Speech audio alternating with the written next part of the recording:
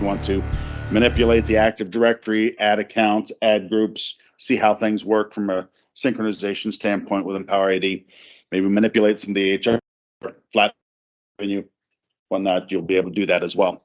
So we should have those logistics worked out here in the next day or so. And then also in your packet are some of the lab exercise data sheets. So we're going to be creating some flat file connectors. We're going to be creating some policies. We're going to be connecting to Active Directory. And so instead of having to look up here all the time to see what information we're using, you've got those data sheets there, and we'll add to that as we go along this week. So without further ado, let's dive in. Any questions before we get started? Cool. So high level, we're going to go over some IAM concepts. Now, the training agenda for this week is going to be however fast we get through it. All right. So we're not going to have anything hard and fast that says today we have to get through this. Tomorrow we have to get through this. We have a set of things that we want to get through, depending on the feedback, depending on how interesting it is to you and how many questions you have. Some modules may go quicker, some modules may go slower, but we'll keep tabs on things. Patrick and I'll keep tabs on things, make sure that we're going through everything we need to get to. So we're going to get through it all, but we don't have like today. We're absolutely going to get here, and here tomorrow, etc. So these are the things we're going to actually get through. We're going to go through some basic IAM concepts today. We're going to look at the key Empower ID concepts. What's Empower ID all about? What the modules are?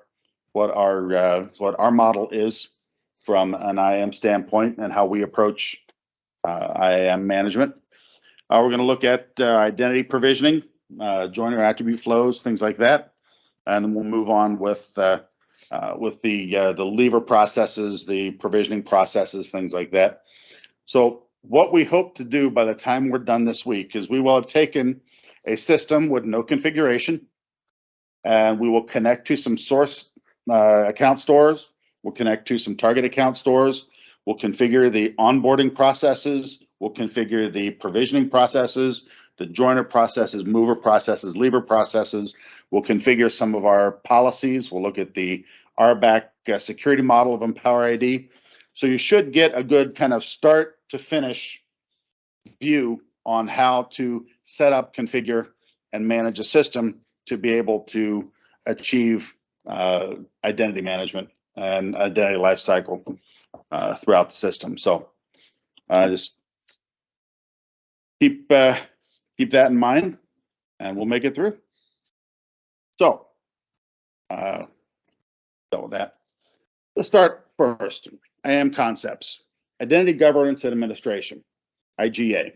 It's a discipline, of course, that focuses on the lifecycle management and access control of our identities from an administrative perspective. All right, so it covers everything from the provisioning of identities, the movement of those identities through the life cycle within the enterprise, the accounts that they have, the entitlements, the resources that they have, and it deals with the governance of that access that's being granted.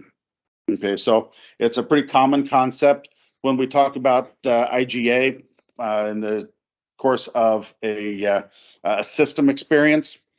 A lot of times we're talking about kind of the core of what an identity management system does, which is basically manage the identities through the life cycle and make sure everybody has what they're supposed to have. All right. Now, when we talk about identity lifecycle management, it's basically taking care of the identities that we manage in the system. Identities can be anything from a master person object that is kind of the primary point of contact for an identity, all the way down to the system accounts and the entitlements that they have. It handles everything from how we get them into the system, how we move them through the system, how we get them access, remove access, and then when the relationship ends, how we get them offboarded. Okay, so it is what it sounds like. It's the life cycle of a user within your environment. That's what we're talking about when we talk about life cycle management. Now, access management and governance. This is an interesting one because what we do here is we control the ability for end users to access systems at runtime to gain access to information and such. But one of the things that is often lost when we talk about governance, governance is not just approving when someone requests access to something and saying, yes, you can have it. A lot of times people stop at governance thinking, okay, governance is making sure that Joe is approved for whatever Joe has, right? But governance actually goes deeper than that. When we talk about the overall identity governance, governance covers also the configuration of your policies, the configuration of your birthright access, your roles, your definitions, right? So when we're talking governance, access management and governance, we're talking more than just, are you allowed to have what you have? We're talking, did the policy that you get, was it properly provisioned? Was it properly governed? Did it have all of the approvals necessary for actually configuring that policy or that role? Okay, so as we go through this week, start looking at what we're doing from a configuration standpoint, and we start looking at our approval policies and such. The approval policies and the governance doesn't stop just at the IAM shop where we say, okay, I would like access to this role. I want to be in this group, or I want this role, or I want this file share. And then we say yes or no. Okay, it's back up from there. And we're actually governing how everything gets configured. All right, so it's an expansive view on governance, because access really starts from the top down. Access starts with, we have business roles. Okay, who was responsible for creating that business role? Who decided the business role needed to be there? Who decided what access that business role should have? And was it properly approved? Because once you get down to the actual assigning the access to somebody, it should be an operational thing. You shouldn't have to worry about all of the specifics that led up to that. Those are already governed and approved in the front, at the front end. All right, so that's what we're talking about when we're really talking about governance. Single sign-on federation, another concept of identity access management. Single sign-on is where it's an authentication method that we enable users to authenticate with multiple applications using a single identity. Right now, in most of today's modern society and modern IT processes, you've got Azure. That's kind of Microsoft Azure is kind of taking over, right? From an identity standpoint, we've got a lot of emphasis on single sign-in, where you use your Azure AD account to log into your various applications and such, right? Now, Empower ID is a partner in single sign-on with Microsoft. As far as our system is concerned, we leverage Microsoft single sign-on capabilities, but we can also expand on that. We can create our federated communications with applications and systems outside of that, right? So we'll look a little bit about those concepts as we go through that. But from an identity perspective, single sign-on comes into play when we're looking at the relationships between a person and the various applications and resources that they have access to outside of Empower ID within the organization. Okay, and when we're talking about single sign-on and federation, there's a couple different processes that we look at. First of all, when you're going to access an application, right? There's the concept of a landing page where you go to a common landing page and then access the application from there. That's called an identity provider sign-on. And then we have the concept of a service provider initiated sign-on, where say I'm going to salesforce.com. So I type in the URL for salesforce.com directly. I go to Salesforce. Salesforce says, oh, wait a minute here. We have an identity provider you need to go contact. So it redirects you to the identity provider, the source of your authentication. It could be Empower ID, it could be Azure, wherever. You authenticate in that particular environment, and then it redirects you back to the application saying, hey, here's this guy's user ID. This is who he is. Trust us, he's good, he's authenticated. Right? That way you don't have to understand or know all the various passwords and usernames across your enterprise for all the applications. And the most common provider of that nowadays, and with a lot of customers here, is Azure, right? It's at Microsoft Online, to where you go and you go to log in, it directs you, gets you to sign into Microsoft, and then takes you back. So that's a service provider initiated single sign-on. The identity provider single sign-on is where, for Empower ID, it doesn't matter. Empower ID can federate with most federated platforms out there. Okay, we have the ability to federate with just about anything through SAML, through OAuth, WS-Fed, WS-Trust. Our application itself can create federated partnerships with just about anyone out there. The reason I've kind of focused on Azure is because that's kind of the one that most customers are kind of leveraging nowadays for their web sign-ins, right? But we can leverage any federation platform with Empower ID, and we have really a nice way to configure that with an Empower ID. And Empower ID can now actually provide what's called typically a landing page. So an identity provider initiated single sign-on. Taking Empower ID, for example, you might log into Empower ID and they'd be presented with a page. Okta does this a lot. Be presented with a page that says, these are the applications that you have access to.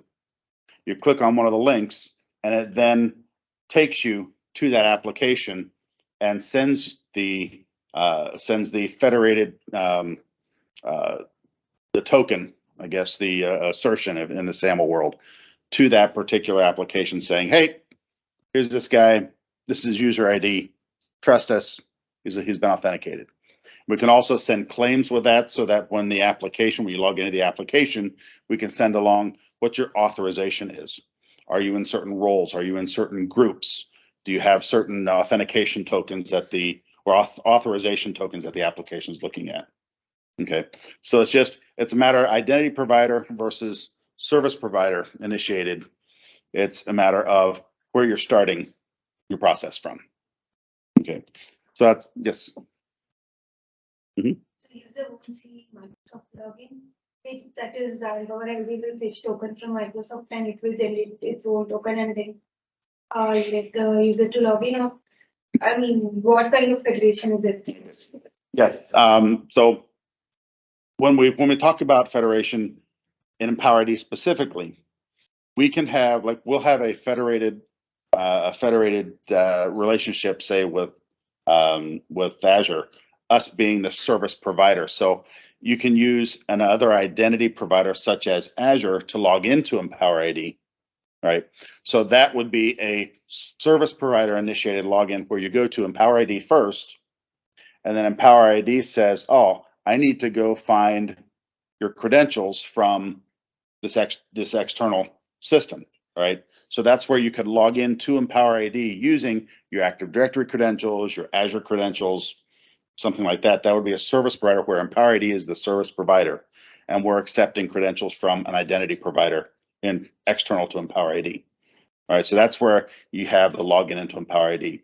Now, the nice thing about Empower ID is we can also be the identity provider for other applications. So you could use Azure to log into Empower ID, get to a landing page, and then Empower ID could then provide the authentication authorization token for other applications that we federate with.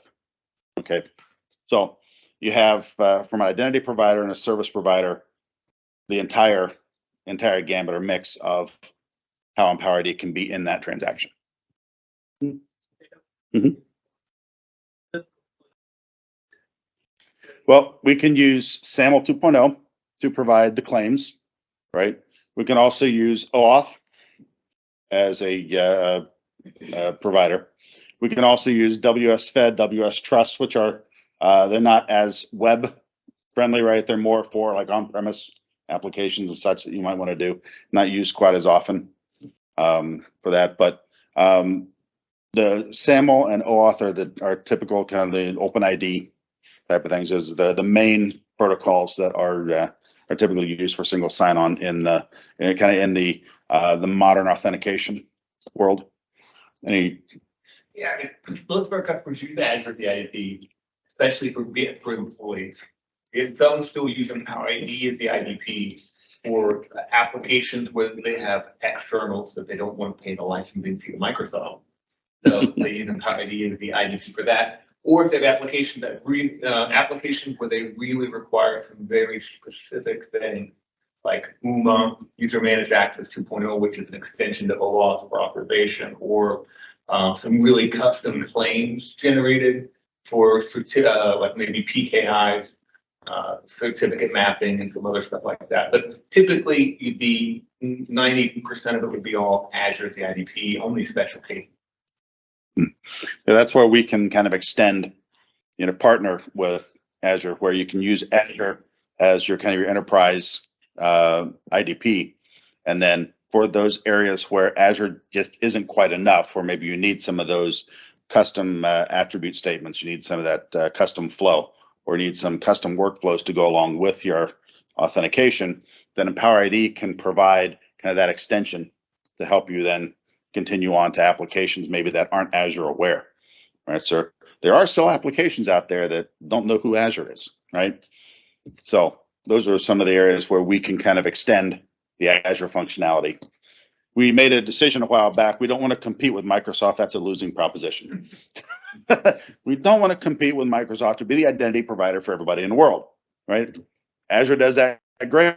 Microsoft does it great. That's great. So we can, one of the nice things is we can consume the information from Azure. So if you log into Empower ID using Azure and you have satisfied MFA, second factor authentication with Azure, we actually can read that information. So when you enter Empower ID, we can know you have a certain level of authority, that you actually had an MFA challenge that you satisfied as you came in, and then we can use that information when you're then accessing other applications and such through Empower ID as the identity provider.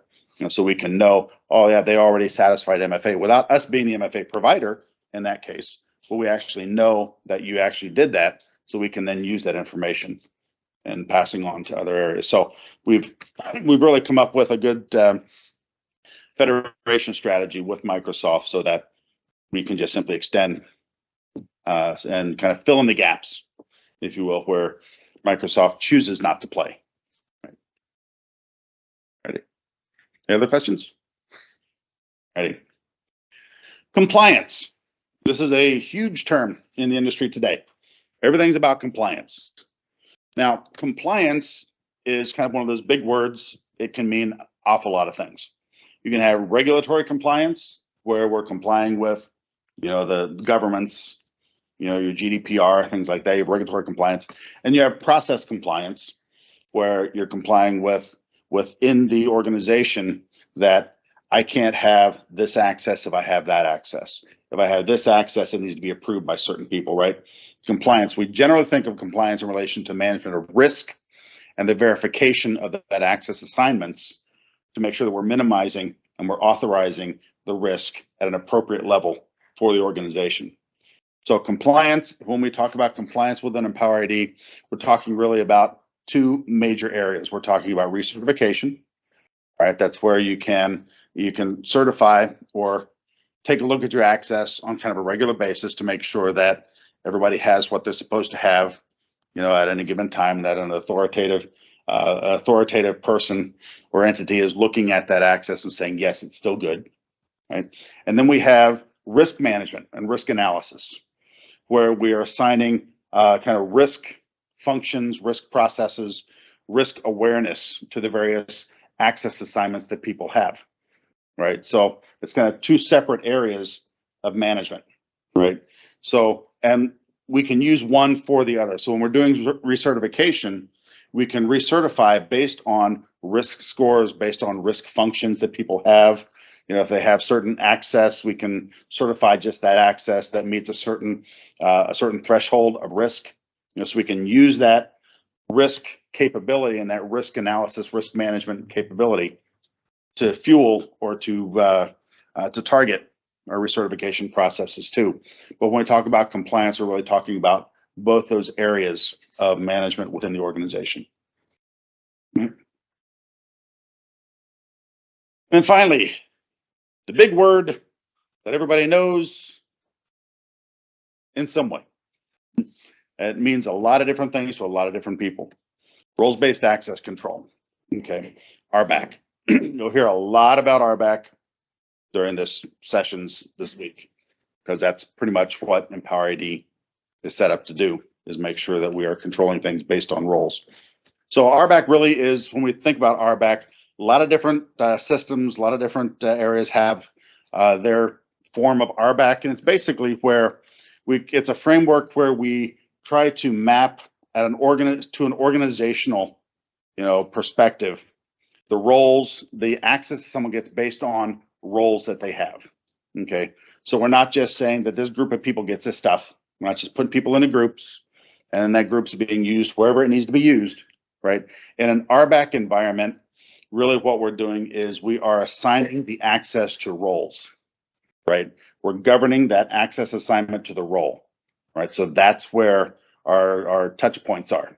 We're saying this is a role, it gives this access, and we simply assign people to the role and they inherit that access.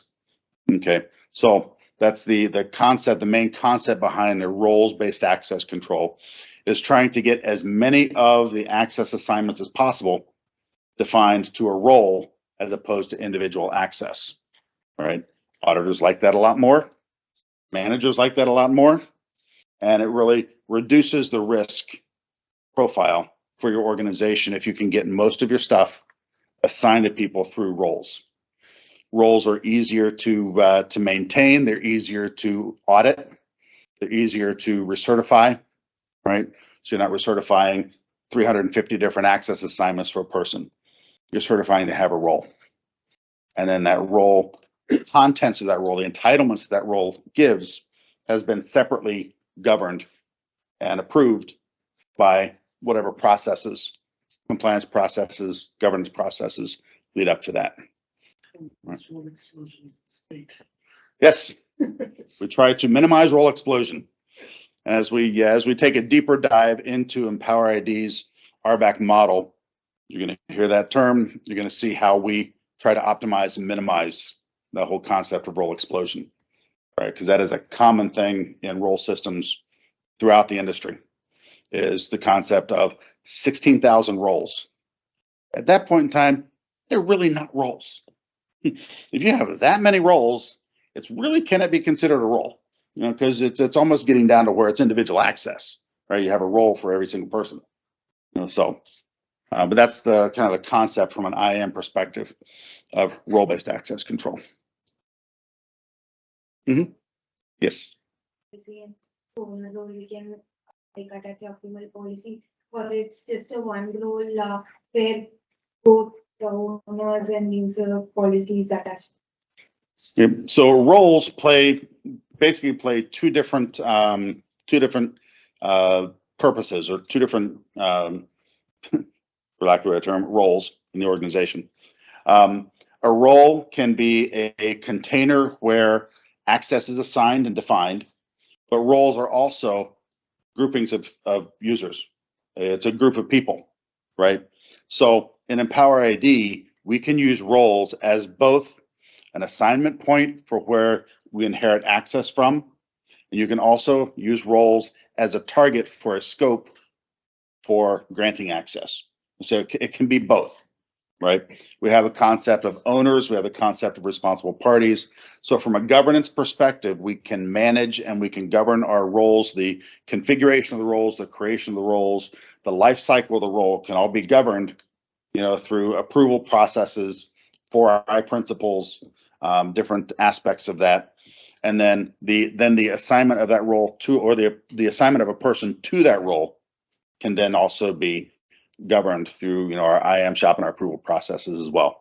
So really, when you're looking at roles, you're looking at the role as a source for inherited permissions. You're also looking at a role as a container that users are associated with, right? So there's kind of the two ways to look at how a role is used. We can say that maybe if we have time this week, I'd love to do a deep dive on that as like a bonus topic. We'll see if we have time. Complicated. Yeah, and nothing about role management is really simple. I have two words that I use to describe things. You've got simple and you've got straightforward. Things can be straightforward, but not necessarily simple, right? So it can be a defined way of approaching something, which is easy to understand and a straightforward process, right? But it might not necessarily be you might not necessarily consider it simple, right? So if people are looking for a simple way to manage your roles, that really doesn't exist in the industry, right? Nothing is ever really simple. If it's simple, it's probably not going to be doing you a whole lot of good, right? So what we strive for is to at least make the process understandable, consistent, and repeatable, right? So that once you understand the 1, 2, 3, 4, 5 of it all, then you can apply that same process to whatever other processes you're doing from a security standpoint within the organization. That's one of the things I hope you'll find as we take a deeper dive later on in the week into our RBAC, that you can basically use those RBAC concepts for a lot of different things that we do and the way that we approach access management. And actually something that I haven't. Oh, good. Someone did think to do it. Record it. Thank you.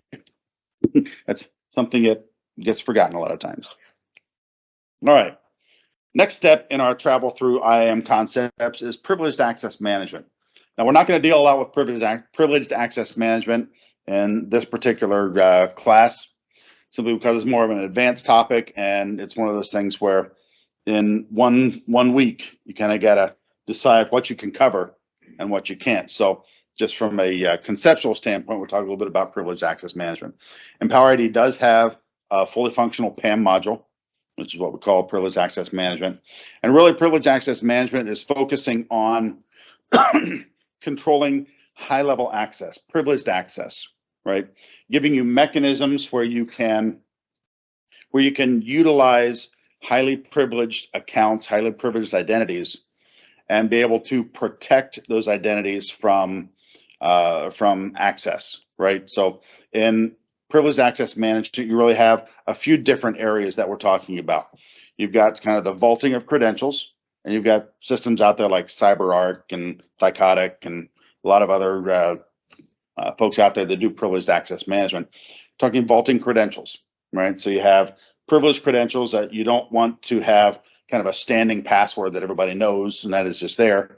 You can vault them, you can check out the password, you can check it back in. It scrambles the password, it does kind of that management, it protects those privileged credentials, right?